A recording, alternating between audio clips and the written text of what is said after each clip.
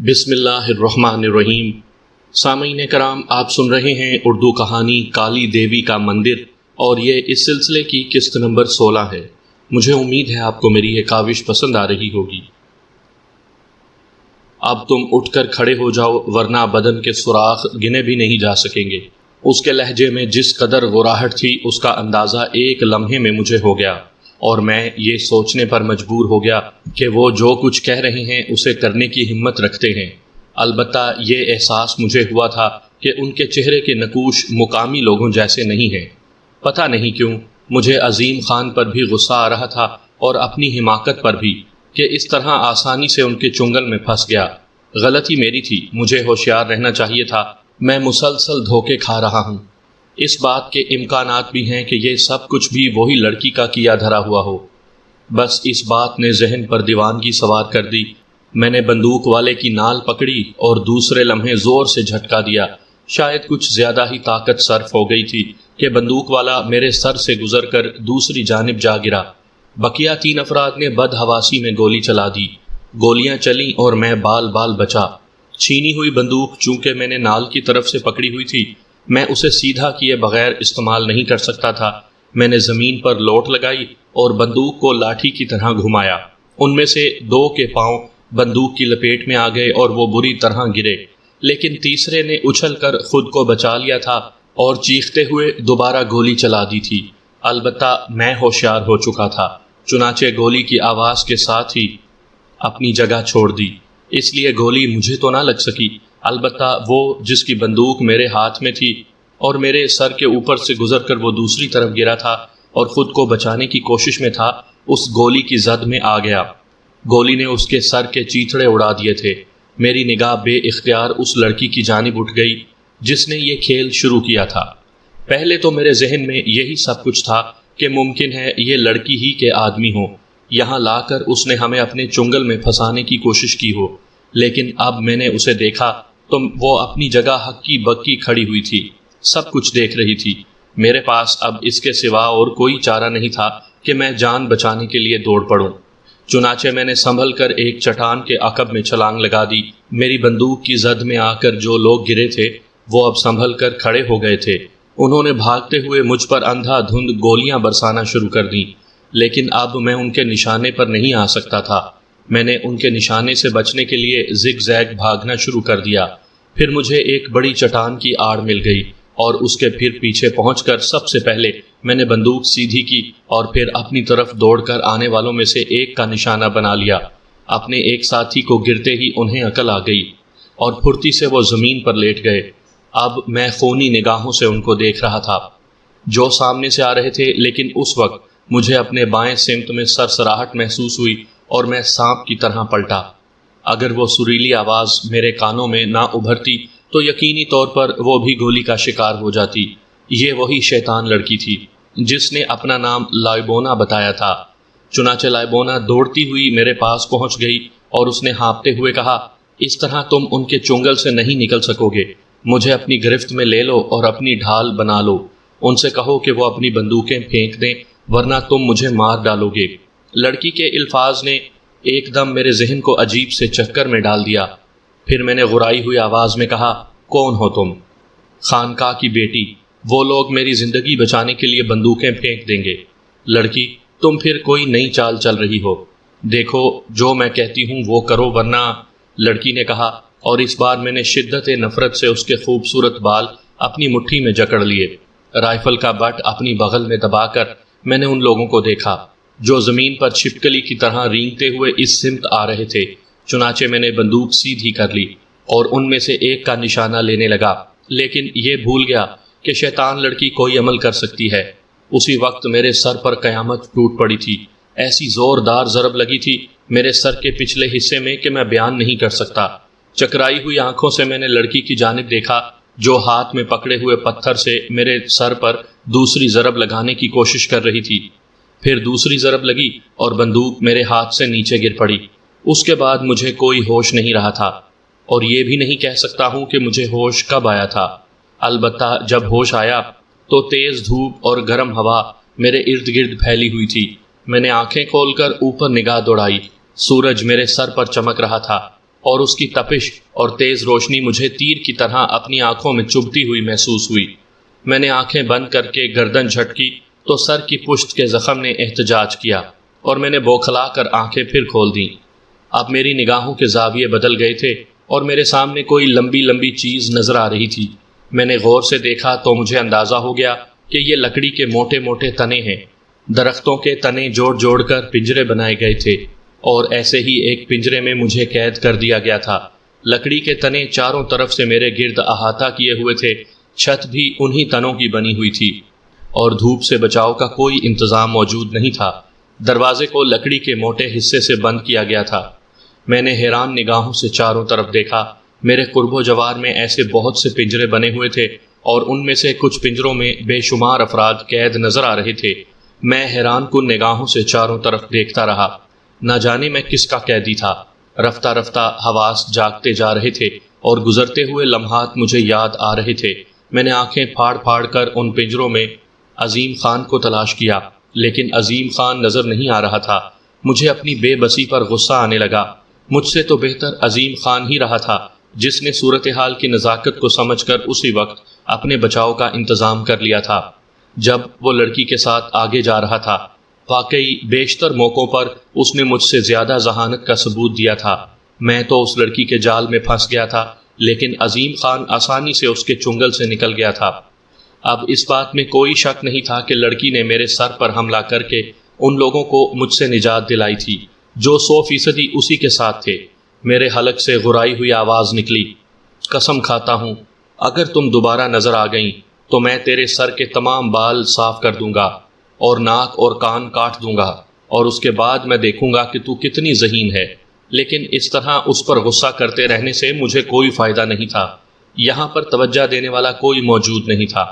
البتہ میری آنکھیں ان لوگوں کو دیکھ رہی تھیں جو مختصر سے لباسوں میں ملبوس، ہڈیوں کی مالائیں پہنے ہوئے، ہاتھوں میں بھالے، خنجر اور کلہاڑیاں لٹکائے ادھر سے ادھر آ جا رہے تھے۔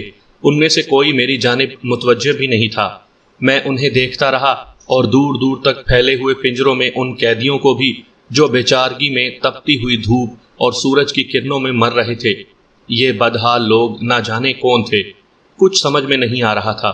زیادہ دیر نہیں گزری تھی کہ کچھ لوگوں کا غول مجھے اپنی طرف آتا ہوا محسوس ہوا۔ یقیناً یہ میری سمت آ رہے تھے۔ سب سے آگے ایک بپھرا ہوا دیو تھا، اتنے چوڑے چکلے بدن کا مالک، گوشت کا ایک پہاڑ کہ اسے دیکھ کر خوف آئے۔ وہ پاگلوں کی طرح آگے بڑھتا چلا آ رہا تھا اور چیختا چلاتا بھی جا رہا تھا، لیکن اس کے منہ سے نکلنے والی آواز میری سمجھ میں نہیں آ رہی تھی۔ تھوڑے ہی فاصلے پر میں نے کچھ گھوڑے سواروں کو دیکھا۔ میں یہ اندازہ نہیں لگا سکتا تھا کہ یہ لوگ بپھرے ہوئے میری جانب کیوں آ رہے ہیں۔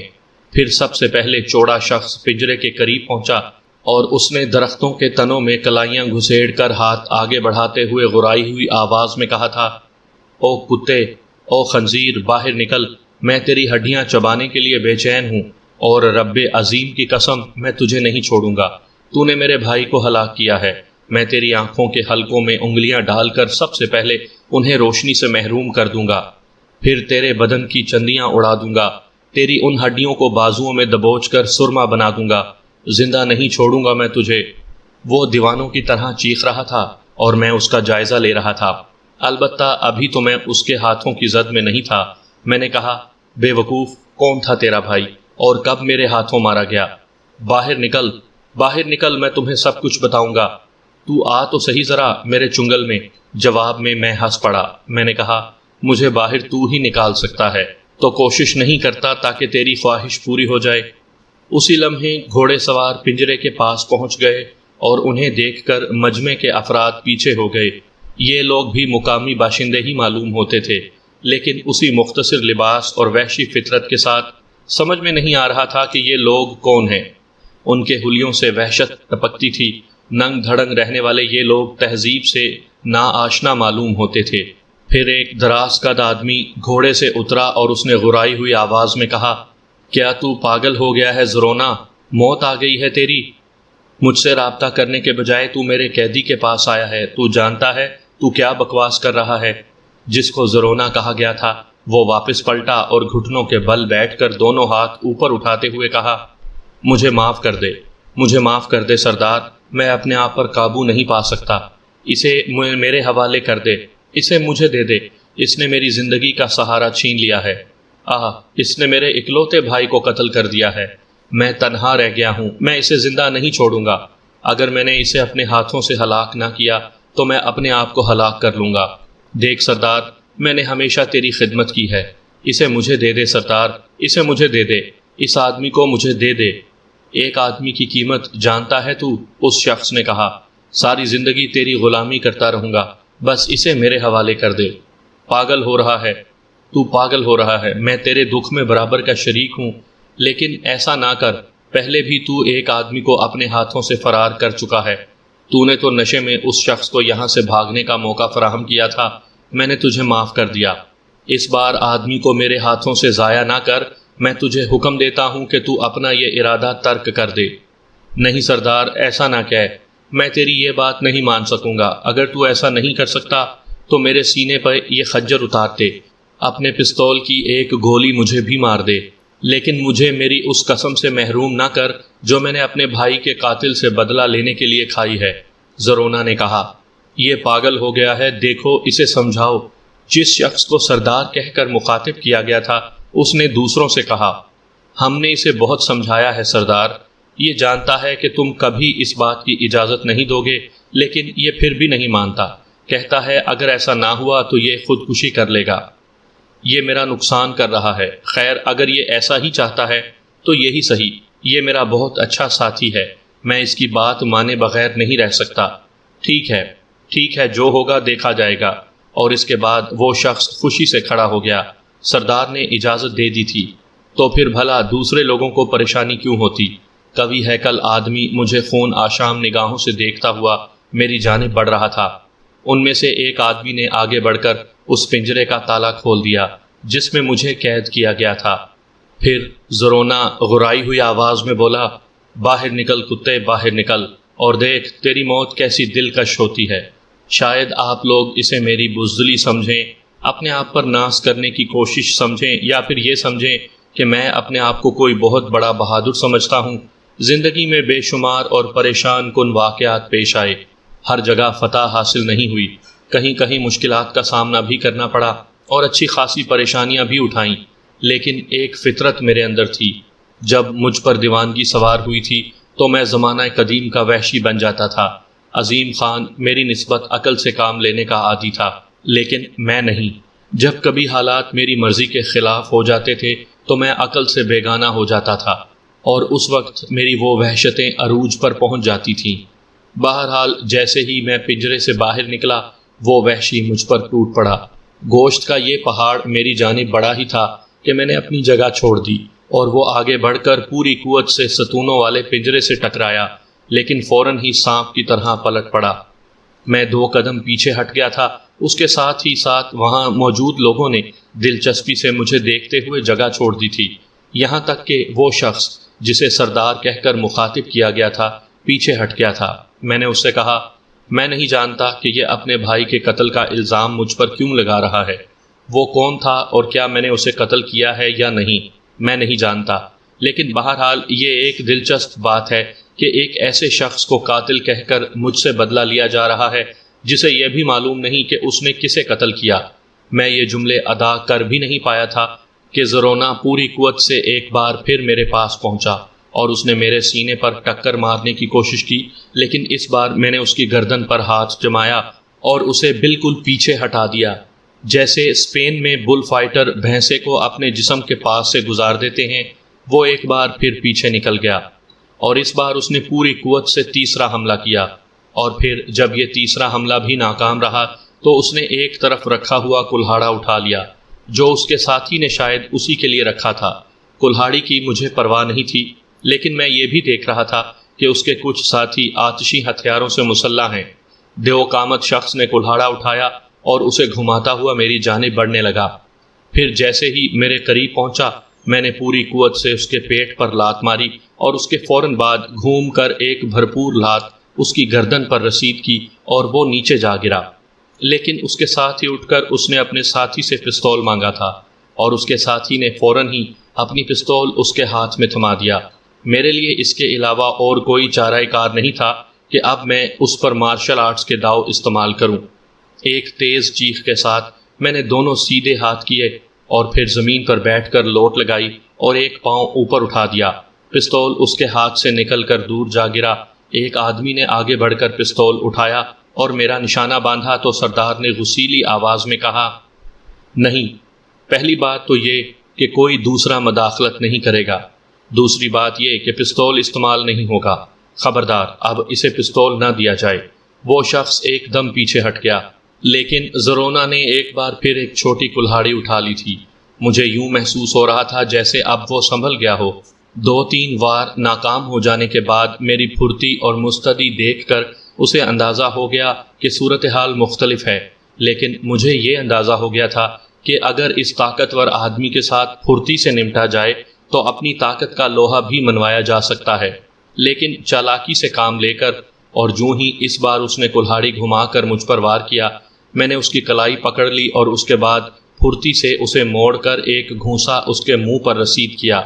وہ اچھل کر نیچے گرا اور لوگوں کے منہ سے آوازیں نکل گئیں۔ یہ بھی مارشل آرٹ کا کارنامہ تھا، ورنہ صحیح معنوں میں اس کے جسم کو ہلا بھی نہیں سکتا تھا۔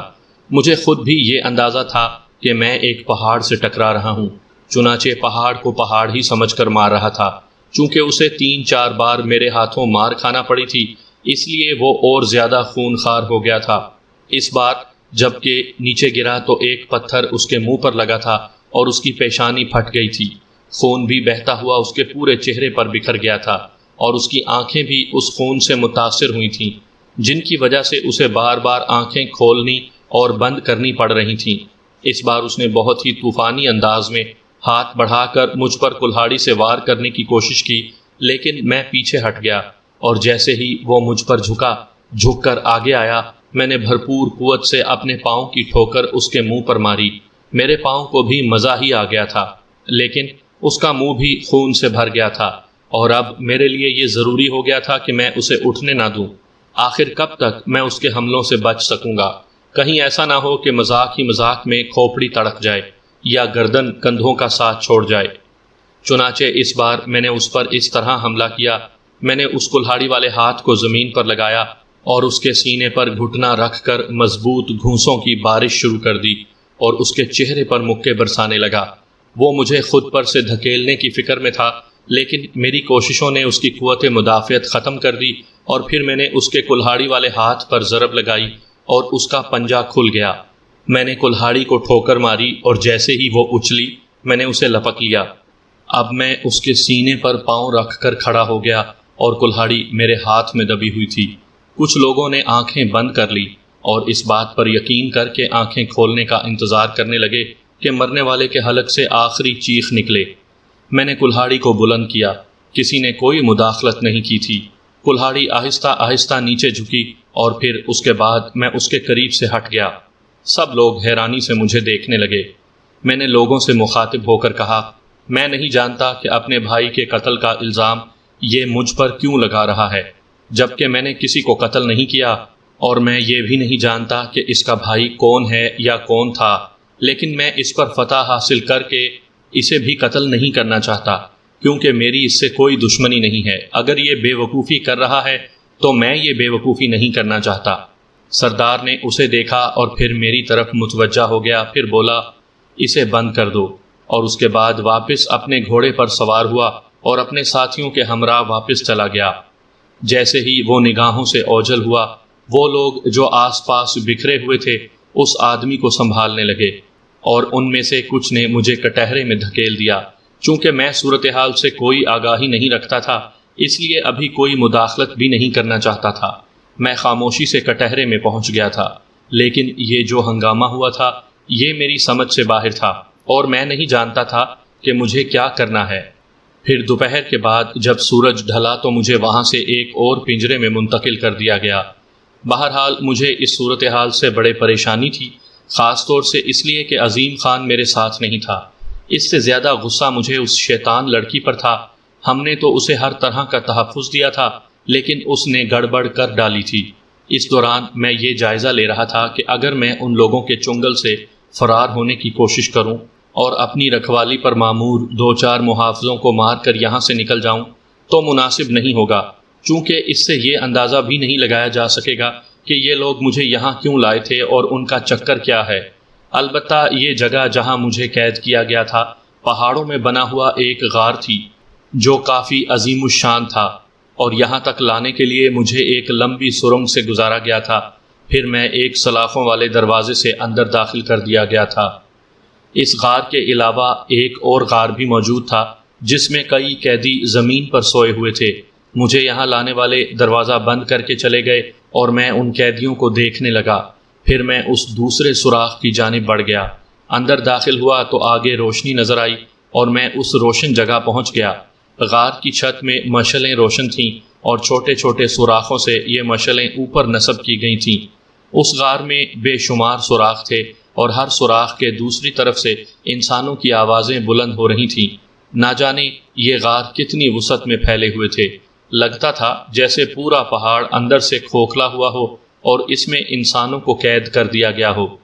دلچسپ بات یہ بھی تھی کہ پہلے میں نے سوچا تھا کہ میں تنہا اس غار میں ہوں، لیکن چھوٹے چھوٹے سوراخوں کے ذریعے دوسروں تک پہنچنا میرے لیے مشکل ثابت نہیں ہوا۔ میں کچھ دیر سوچتا رہا اور اس کے بعد آگے بڑھ کر ان قیدیوں کے پاس پہنچ گیا جو غار کی دیوار سے لگے بیٹھے ہوئے تھے۔ انہوں نے میری جانب توجہ نہیں دی تھی، وہ اس طرح پرسکون اور خاموش تھے جیسے یہی ان کی قیام گاہ ہو۔ میں جس شخص کے پاس جا کر بیٹھا تھا اس نے گردن تک نہیں اٹھائی تھی۔ پھر میں نے خود ہی اسے مخاطب کیا اور کہا، سنو۔ اس نے نگاہ اٹھا کر مجھے دیکھا اور پھر ٹھنڈی سانس لے کر گردن جھکا لی۔ میں تم سے ہی بات کر رہا ہوں، یہاں کوئی ایک دوسرے سے بات نہیں کرتا، وہ اداس لہجے میں بولا۔ کیوں؟ میں نے کہا، نہ بات کرے گا تو وجہ بھی بتائے گا۔ دیکھو، میں تم سے مخاطب ہوں اور یہ بہت بری بات ہے کہ انسان کی بات کا جواب نہ دے۔ انسان؟ وہ تلخ انداز میں ہنسا۔ ہاں، تم اب بھی خود کو انسان سمجھتے ہو؟ کیا مطلب؟ اس وحشت ناک ماحول میں انسان تو نہیں رہ سکتے۔ مجھے تعجب ہے، یا پھر یہ ہو سکتا ہے کہ ابھی تمہیں صورتحال کا اندازہ نہیں ہوا ہو اور تم اب بھی خود کو انسان سمجھ رہے ہو۔ لیکن کوئی بات نہیں، آہستہ آہستہ تم خود کو انسان سمجھنا بھول جاؤ گے۔ کیوں؟ کیونکہ نہ یہاں چاند اترتا ہے نہ سورج، تاریکی وقت نہیں بتاتی، یہاں موسموں کا اندازہ بھی نہیں ہوتا۔ تم یہاں کب سے ہو؟ میں نے کہا، نہ کیسے بتا سکتا ہوں، البتہ اتنا بتا سکتا ہوں کہ جب مجھے یہاں لایا گیا تو زمین بارش سے جل تھل تھی، یعنی وہ موسم بارشوں کا موسم تھا۔ کون سے قبیلے کے باشندے ہو تم؟ پورب قبیلہ تھا میرا۔ وہاں کیا کرتے تھے؟ بکریاں چراتا تھا۔ ان کے قبضے میں کیسے آ گئے؟ وہ کالی بھیڑ جس نے میری تقدیر میں سیاہیاں بھر دیں۔ کیا مطلب؟ کالی دھاریاں تھیں ان کے بدن پر، لیکن میں نے نہ سوچا اور اسے پکڑنے دوڑ پڑا۔ پھر جب ایک پہاڑ کی آڑ میں پہنچا تو وہاں یہ لوگ پہلے سے موجود تھے، انہوں نے مجھے پکڑ لیا اور یہاں پہنچا دیا۔ تم چرواہے تھے؟ ہاں۔ بھیڑیں کہاں گئیں؟ جہنم میں۔ کیا مطلب؟ کیوں میرے کان کھا رہے ہو؟ مجھے اپنا گھر یاد آ جاتا ہے جب میں ماضی یاد کرتا ہوں۔ وہ رونے والی آواز میں بولا۔ نہیں، خود کو سنبھالو اور مجھ سے باتیں کرو۔ مجھ سے باتیں کرنا ہو سکتا ہے تمہارے حق میں بہتر ہو۔ اس نے ایک ٹھنڈی سانس لی تو میں نے پوچھا، یہاں کتنے قیدی موجود ہیں؟ کیا تمہیں گننا آتا ہے؟ ہم ایک دوسرے کو گنتے نہیں ہیں، بس ان کی شکلیں دیکھتے ہیں اور اپنے گھر کو یاد کر کے روتے ہیں۔ تمہارا نام کیا ہے؟ سنگھو، اس نے جواب دیا۔ سنگھو، دیکھو، تقدیریں بدلتے ہوئے دیر نہیں لگتی۔ رب عظیم اگر ہماری مدد کرے گا تو ہم یہاں سے نکل جائیں گے۔ تم البتہ یہ بتاؤ کہ تمہیں ان لوگوں کے بارے میں کیا معلوم ہے؟ میں تمہیں بتا چکا ہوں کہ بھیڑیں چرانے والا ایک آدمی دنیا کے بارے میں کچھ نہیں جانتا۔ ہاں، اتنا ضرور جانتا ہے کہ اپنے بچے سے دور ہوئے مجھے بہت سے سورج، بہت سے چاند گزر گئے، اور یہاں جتنے لوگ موجود ہیں سب میری ہی طرح کے ہیں، ان کا تعلق مختلف قبیلوں سے ہے۔ یہ لوگ آخر تم سے کیا چاہتے ہیں؟ ارے بھائی، کیوں میرے کان کھا رہے ہو؟ کسی اور سے معلوم کر لو۔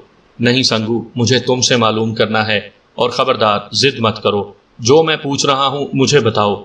وہ ہنسا اور بولا، ہاں، اب تم نے صحیح زبان میں بات کی ہے، مجھے ڈراؤ، میں بات کروں گا تم سے۔ چلو یہی صحیح، کھانے پینے کے لیے تمہیں کیا ملتا ہے؟ وہ جو ہم اپنے جانوروں کو بھی نہیں کھلاتے تھے۔ کیا تمہیں اپنی جگہ قیام کرنے کی ہدایت کی جاتی ہے؟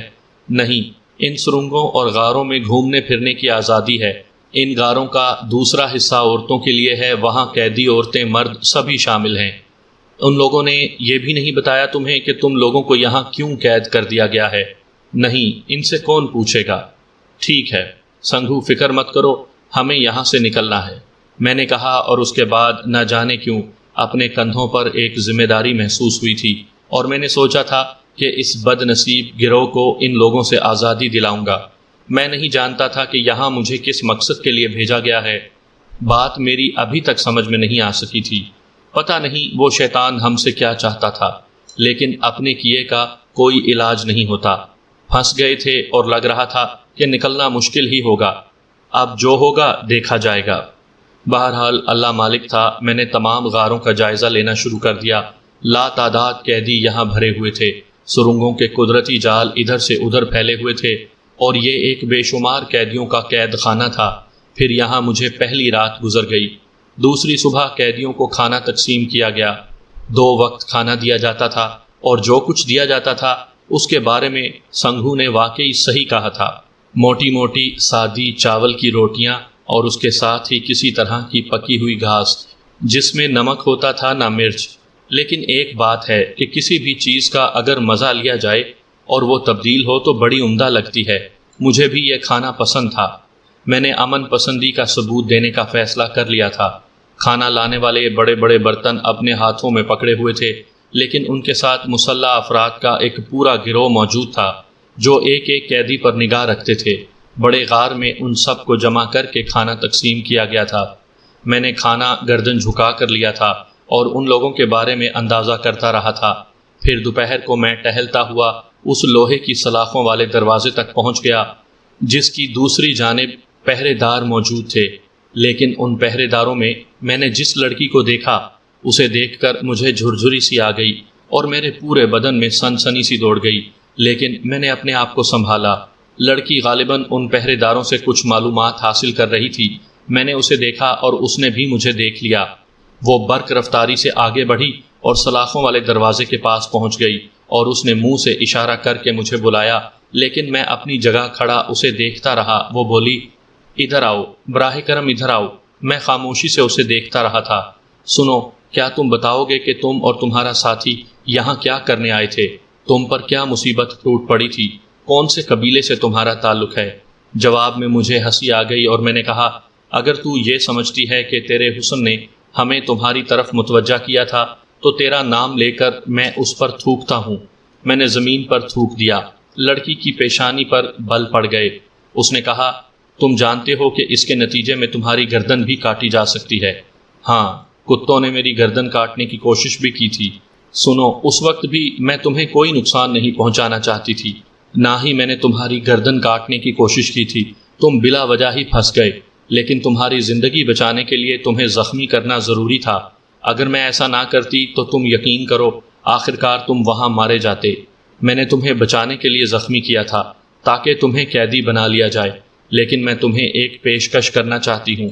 مجھے ایک بہت بڑا مقام حاصل ہے، اور میں اگر چاہوں تو تمہیں اپنے خاص محافظوں میں شامل کر سکتی ہوں، لیکن چونکہ تمہارا دماغ الٹ گیا ہے اور تم یہ سمجھ رہے ہو کہ میں نے تمہیں نقصان پہنچایا ہے، چنانچہ تمہیں یہ غلط فہمی دور کرنا ہوگی۔ میں تیرے اوپر تھوک چکا ہوں، کیا تیرے لیے اتنا کافی نہیں ہے؟ میں نے کہا، اور لڑکی مجھے عجیب سی نگاہوں سے دیکھنے لگی، پھر بولی، ٹھیک ہے، اگر ایسی بات ہے تو پھر تجھے اپنے اس عمل کا نقصان اٹھانا ہوگا، سمجھا؟ جواب میں میں زور سے ہنس پڑا تھا۔ وہ تیکھی نگاہوں سے مجھے دیکھنے لگی اور پھر بولی، یہ ہنسی تیری آخری ہنسی ہے، اور اس کے بعد تو جب تک جیے گا روتا ہی رہے گا، لڑکی نے غصیلے لہجے میں کہا۔ پھر پاؤں پٹکتی ہوئی وہاں سے واپس چل پڑی، اور کچھ لمحوں کے بعد میری نگاہوں سے اوجھل ہو گئی۔ میں بھی وہاں سے ہٹ آیا اور سامنے والی سرنگ سے ہوتا ہوا غار کے اندرونی حصوں کی جانب بڑھتا رہا، پھر ایک جگہ جا کر رک گیا۔ یہاں موجود لوگ کھانے پینے سے فارغ ہونے کے بعد مردہ جانوروں کی طرح ادھر ادھر لیٹ گئے۔ بہرحال میں جانتا تھا کہ وقت گزارنے کے لیے ان لوگوں سے شناسائی ضروری ہے۔ سبھی کی کہانیاں انوکھی تھیں۔ میں نے ان سے معلومات حاصل کیں اور اس کے بعد آرام سے لیٹ گیا۔ میرے ذہن میں بہت سے منصوبے آ رہے تھے، لیکن اس کی تکمیل کے لیے وقت لگتا تھا۔ یہاں میں نے جس کی بھی کہانی سنی ایک جیسی تھی۔ ایک نوجوان سے میری ملاقات ہوئی جس کی آنکھوں سے میں نے ہمیشہ آنسو ٹپکتے ہوئے دیکھے تھے، اور اس کے قریب پہنچا اور میں نے کہا، تم جس تن و توش کے آدمی ہو، مجھے حیرت ہوتی ہے کہ اس جسامت کا شخص رو بھی سکتا ہے۔ فکر نہ کرو، کچھ وقت گزر جانے دو، تم بھی رو گے۔ میں ہنس پڑا تھا۔ میں نے کہا، شاید ایسا ہو، لیکن ابھی اس کے امکانات نہیں ہیں۔ ویسے میں تمہارے بارے میں جاننا چاہتا ہوں۔ بیکار ہے، بیکار ہے، اس نوجوان نے کہا۔ جو باتیں کبھی کبھی بیکار سمجھی جاتی ہیں وہ بڑی کارآمد ہو جاتی ہیں۔ مجھے اپنے بارے میں بتاؤ۔ نوجوان نے ایک سرد آہ بھری اور کہنے لگا،